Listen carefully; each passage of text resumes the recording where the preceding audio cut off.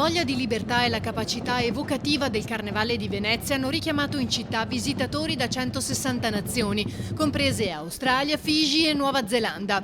Il Carnevale si è concluso con numeri importanti. La giornata con più presenza è stata sabato 27 febbraio con un picco di 98.000 persone.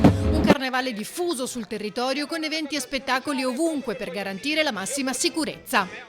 1100 spettacoli in tutti i Wonder Point, 118 artisti, 50 ore di spettacolo a Nebula Solaris, il dinner show. È stato un carnevale pazzesco nonostante la pandemia.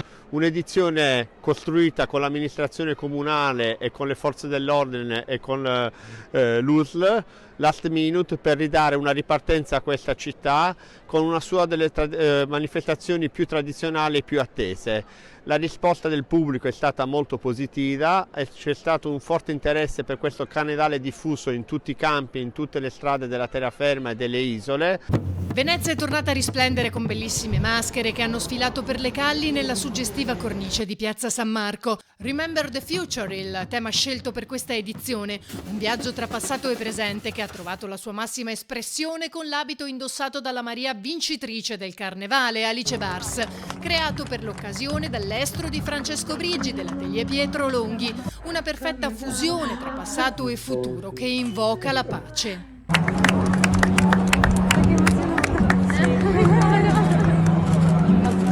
Il messaggio che vogliamo trasmettere è quello di un messaggio di pace e di solidarietà che va ben oltre il carnevale veneziano, non finisce lì.